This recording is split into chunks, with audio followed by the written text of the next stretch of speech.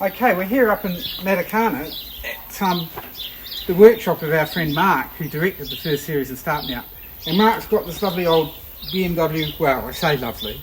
Mark has a BMW R850R, which is a nice bike. This one's, you know, fairly tired, and it doesn't work. So I've come up to have a look at it for him. Now, we worked out fairly quickly that the problem was that the fuel pump was not running. So we've pulled the fuel pump out, and it's mounted on a plate that mounts inside the petrol tank here. And we've figured out that the cable that takes power down to the fuel pump is faulty. They're just one of the connections is not being made. So it's tricky to replace because one end of the cable is inside the fuel tank and the other end of the cable is outside of the fuel tank. So we have to figure out how we're going to get three conductors from the outside to the inside of the fuel tank without there being any possibility of leaking fuel or causing a problem. So that's our job for today.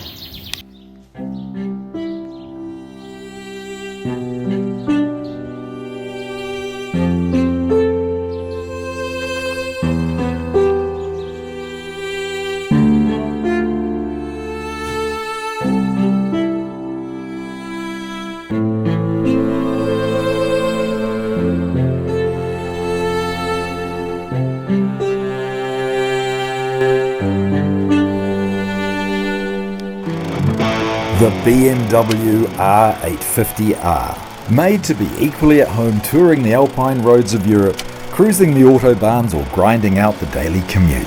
The famous boxer engine poking out the sides, it's a signature BMW move. Originally conceived as a way of maximising the cooling airflow equally over both cylinders, BMW produced their first boxer all the way back in 1923. Almost 100 years later, over a third of BMW's output still uses this legendary flat twin approach. Now, purists like to say the 850 is a little underpowered, but what do purists know? Besides, some people say the 850 is a smoother motor at lower speeds with plenty of pickup thanks to a lower final drive gearing. One thing's for sure, our 1997 example isn't going anywhere until that dodgy fuel pump cable is fixed. Okay, we've removed this from the bike. This bolts into the side of the petrol tank. This is the fuel pump, and we've ascertained that if we put power onto the terminals of the fuel pump, it runs fine. But if we put power into the plug that plugs into the loom of the bike, the fuel pump doesn't run. So there's something wrong with this wire. Now this is a special wire that has this nylon piece which is very tight press fit into a hole in this plate, and the fuel pump is soldered onto here. So we're going to have to remake this part. We can't get a new one. We'd have to buy the whole assembly. It's very expensive. I'm not going to do that. We're going to make a nylon bush that is going to fit into the hole in this plate here, make it a tight fit. We're going to drill 3 very small holes in that nylon bush into which we're going to put solid copper cores so that we can solder tails on each side of the bush, and that way it's completely sealed for no chance of any petrol leakage. So that's what we're going to do. We're going to so now we're going to turn up the little nylon part that we'll press into here. I've picked up this lump of nylon 6 from NEP Plastics in Auckland, and the reason that we've chosen nylon 6 is that it's resistant to all chemicals and specifically resistant to petrol, which we kind of guessed because the other bit's obviously made of nylon anyway. But I don't think this parting tool's actually going to go deep enough, which is kind of annoying. I might have to saw it in the end anyway. But I don't know where Mark's all his tooling is.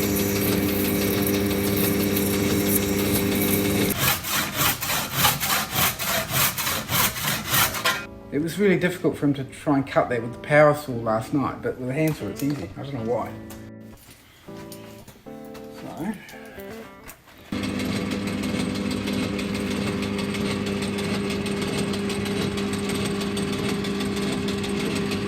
Right. Okay. Good. Yeah, that's all fine. Okay. So this is our little blank that we're going to use to make our part. We've got to turn it down loads because it needs to be turned down to just over 9mm to fit into the fuel pump, the fuel tank plate thingammy that we're working on.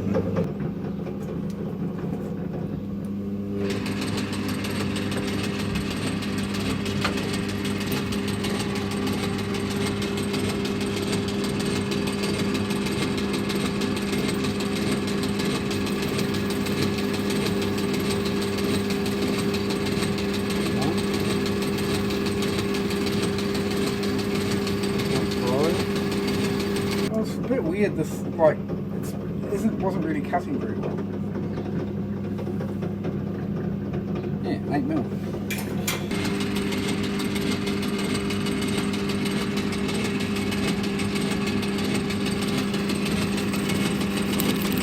Now the length isn't really that important, so I'm just going to try and get the diameter right.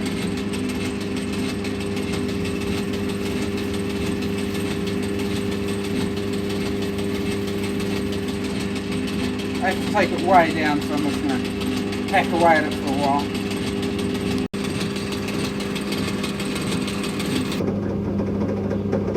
Okay, so it's 15.4 millimeters.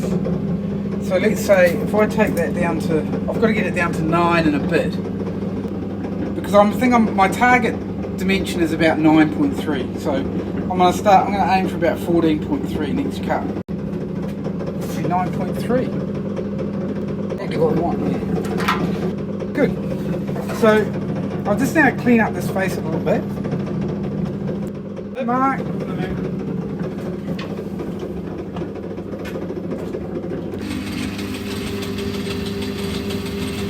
So now I've just got to cut it down to some random size, then I'll part it off again, and then we'll clean it up and then we're ready to go. We're sort of done. Saw blades just seem to sort of skip over it, so I want a hand saw really, I don't want to do it with a machine.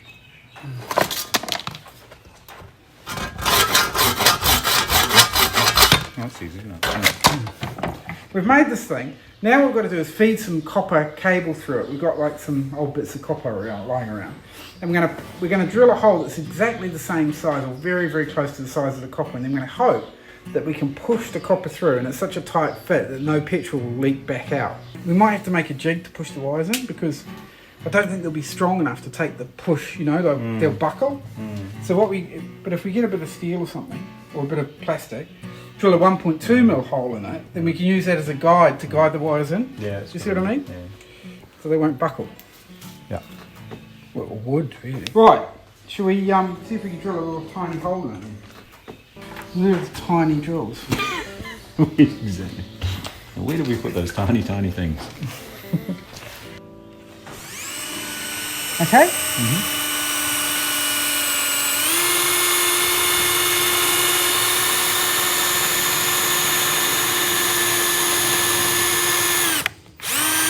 I'm really tempted to do a test push. Oh no, I was just wondering about that. We don't really want to do that, because once we push one in, it's going to be very difficult to... Yeah, we'd have to put it on a little dolly. Yeah. And that was actually easy, wasn't it? Yeah. So, and if we have to rev it out to 1.2 and use a bit of JB weld, we can. Like, it's not... This is easier than I thought.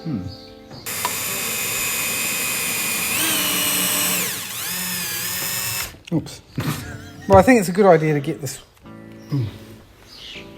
it's always away, isn't it? Yeah. It's alright. It's because I went too deep.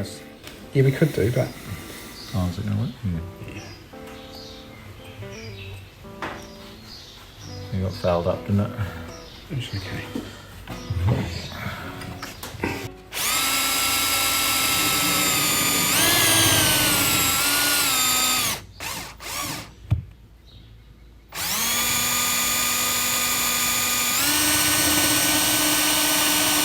Yeah, it steadied up, didn't it? When it... Yeah. Well, it does,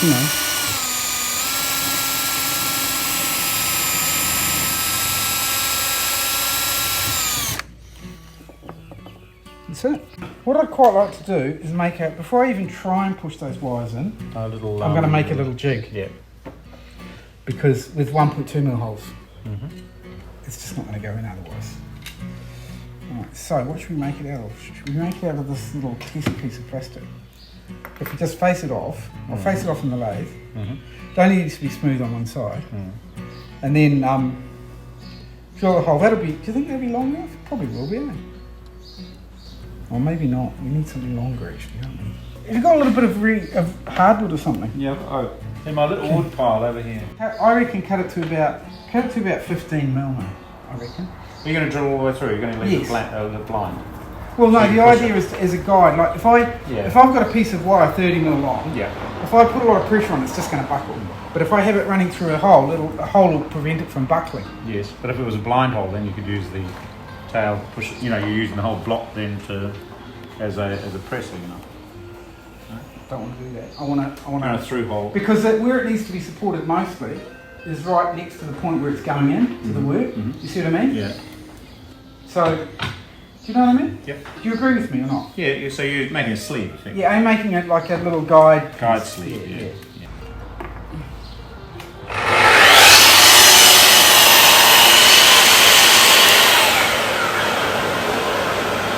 I heard something really interesting about New Zealand grown oak. Because of our growing season over here, it's actually much stronger than English grown oak or European grown oak. Because you get a consistent growing season. And they've done tests. I don't buy it. Well, apparently it's a fact though, because there are stress tests done on it, and this stuff is stronger than New Zealand oak. I mean, than English oak. Yeah. It grows so fast. But yeah, but you get an even growing season. I've got this idea that wood that takes ages to grow is better. Well, yeah, that's the assumption I made as well. Okay. So that's slightly larger, 1.2.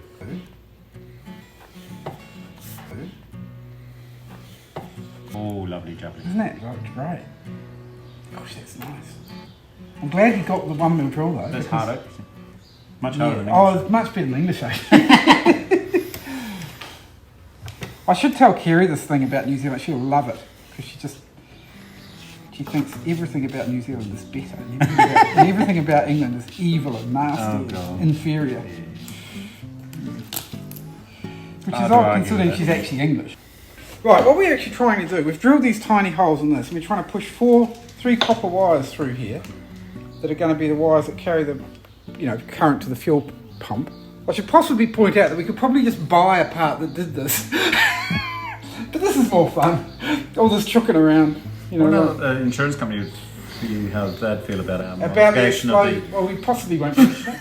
I think we can be pretty safe, Mark, because when the motorbike explodes in flames, this will be the first part to go. and then shortly follow. And they're never going to watch this video. They don't. We know plan made. Right, let's have a go. This block of wood is our anti-buckling block, and it's immediately failed because the wire's buckled straight away. But that's because I didn't think I had it lined up. Oh, man, I have to tell you. I had these two elderly gentlemen just to turn up out of the blue on the street. And they wandered into the workshop and said, we're just wondering, we think that one of the episodes of Start Me Up was shot around here based on the topography of the land. They were such fans that they tracked down the area based on what they'd seen. And just came in and asked if we knew anything about the show or where it was filmed. And you said, well, actually, as a fact, I'm the director. Thanks. And they were just completely blown away. Right, so now it might be that we have to make another block. It is going to buckle. So if we made it sort of right, so we do it in two pieces. 20 mil or something. Yeah, why don't we do that? Yeah, cut another one. Cut another one. One thing I have pretty old is that bits of wood.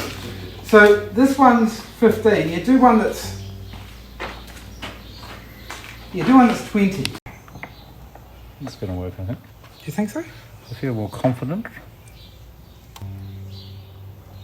Look at that. Yes. Look at that. Nice work, buddy. Good thinking. Maybe change over to the next one. It doesn't matter. It shouldn't matter. I think this is fun. Maybe I'm weird. You are weird. But it is, you know what I mean? Yeah, Because there's all these weird little problems you have to solve to do it. No, it's just... No. The backup plan is to drill them out to 1.2 mil, slightly larger, and then put a little bit of petrol-resistant epoxy in the hole with the wire, just to make sure it's sealed. We were hoping that if we used a 1 mil hole, it would be so tight we wouldn't need to do that, but I think we are going to need to do that, so that's fine.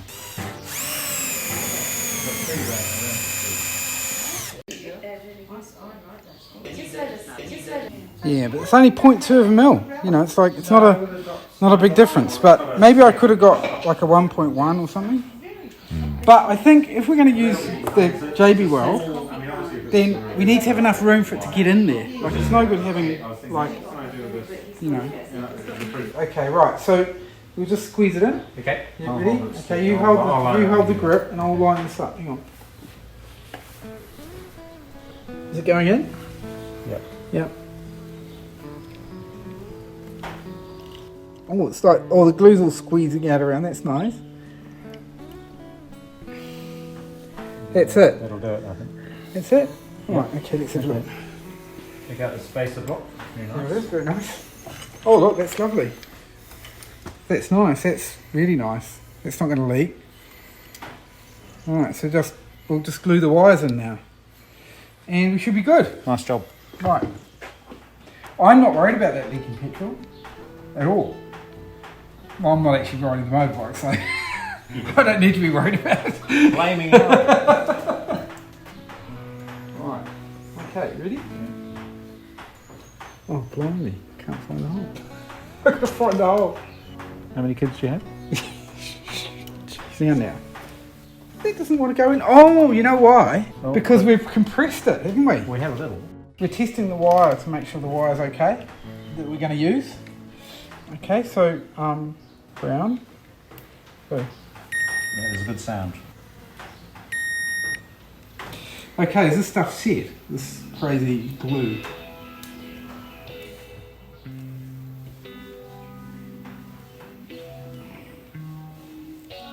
Okay. The brown was too short, but that's okay because it's the ground, so I don't really care about it. Don't care about the ground. Right. Do you want some Okay, heat? I do. Quite good, isn't it? It's all right. I don't really like gas soldering irons that much. I've just had so many bad experiences with electric ones. That's because you haven't had an Antex. Like the old school model. Well, I bought a reasonably good one and it still wasn't very good. But Maya she had it too hot. Is it possible to have a soldering iron too hot? I guess it is. I don't know. What's the trick to good soldering? Steady hands. Which I used to have. I used to have hands like a bloody surgeon, mate. Not anymore. I can't see anymore.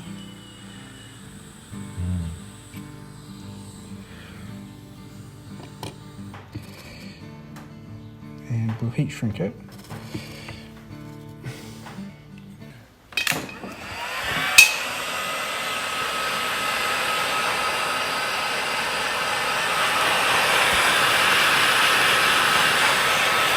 Okay. I wonder how many of these products were sort of found by accident, you know, like... Heat shrink. Probably Well, maybe. Yeah, Maybe. Yeah, Might be well, one of those, a bit like silly putty and things like that, you know. or what was the classic ones?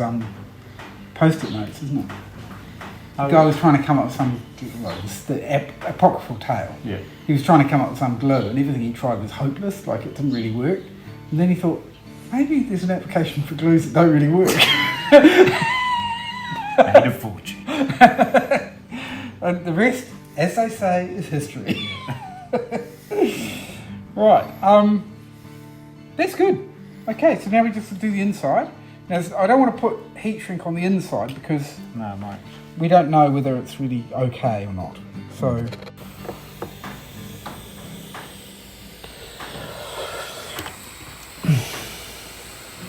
Nice.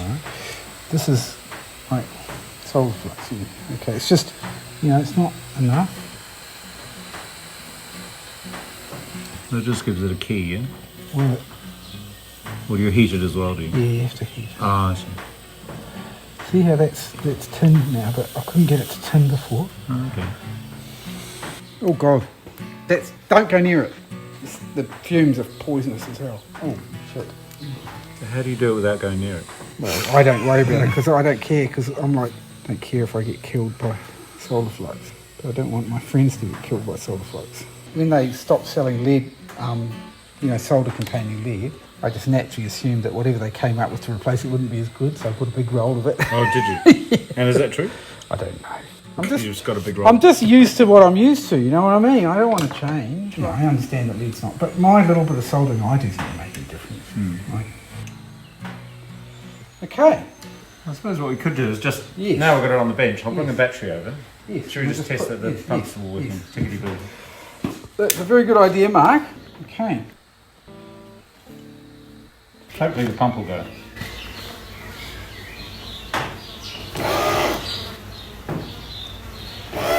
Wasn't doing that before. No.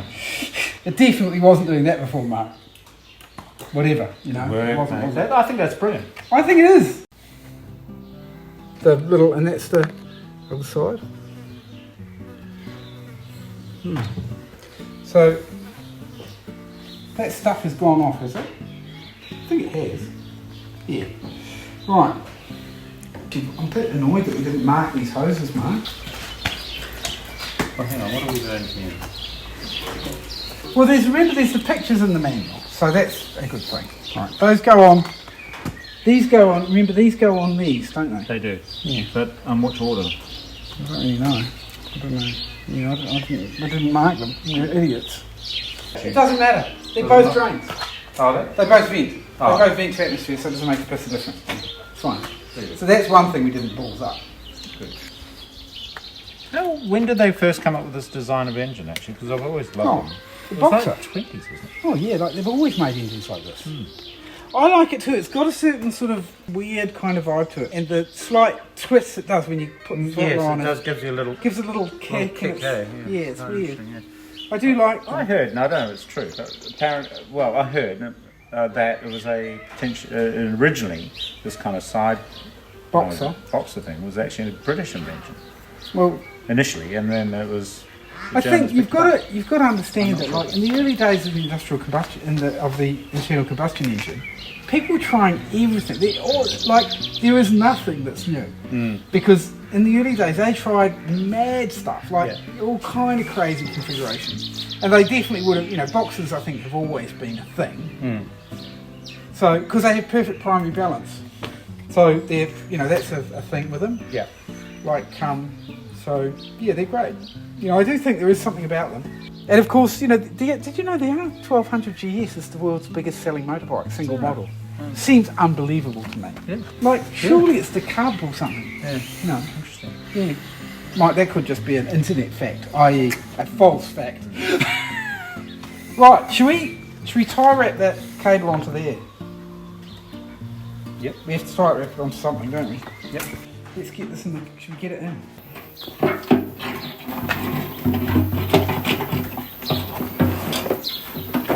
I'll grab these around this way, I think yeah. Right, and then, yeah, I've got it. So Can you just put them on there, or? hang on, yeah, I can get them on. Yeah, it's no problem. Remember what size nuts they were? Yes, they're M5.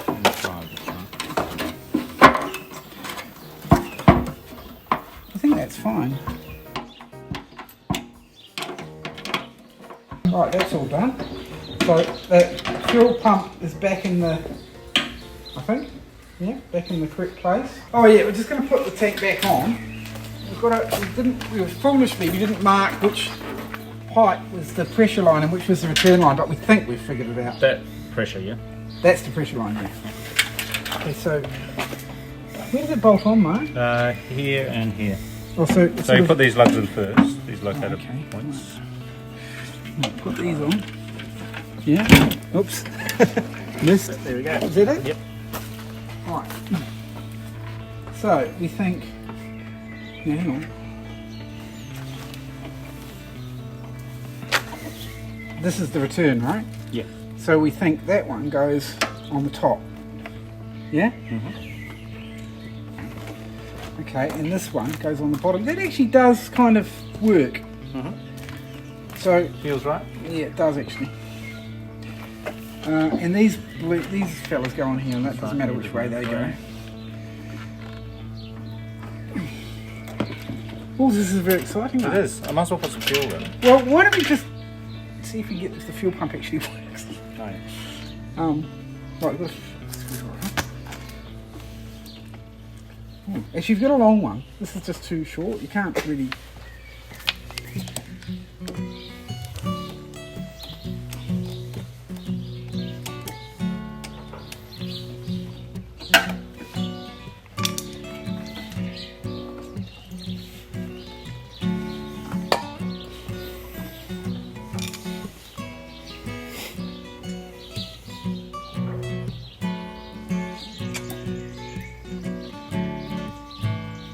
Let's see if the fuel pump works. So if we, do you think, I don't know if the ignition, if the fuel pump actually turns on, but we'll try it, right? Oh yeah, it works. Sounds good. Good. That's Nice work. That's a good sign. It's a good sign. So should we put some fuel in? Oh. Right.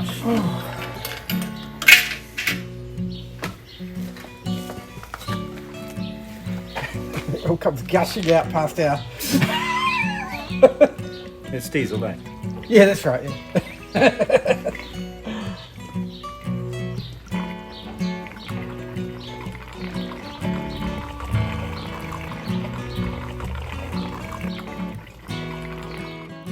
So now we're going to turn it over, but we've got fuel up into the fuel pump, but it's going to take a while to get through to the injectors, so it might take quite a lot of cranking before it runs, if it does run. So should we try it, Mark? Best of luck. I'm feeling hopeful.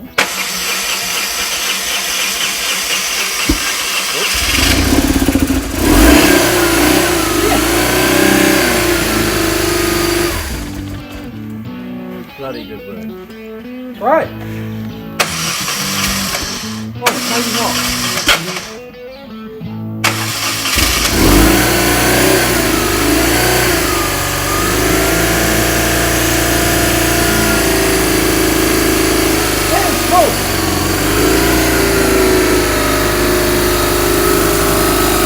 That's great, isn't it? Very happy with that.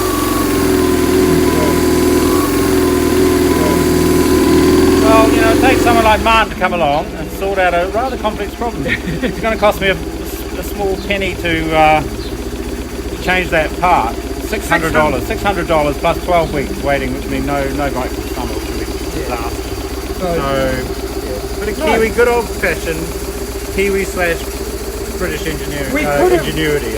There are various ways we could have fixed that, which involved buying a part. Totally. But we just thought it would be fun to have a go making the bit. Yeah, it's true. And it, you know, we really genuine, and it was fun. It's like great. Yeah. We got a lathe, had a bit of nylon. You know, great. Okay.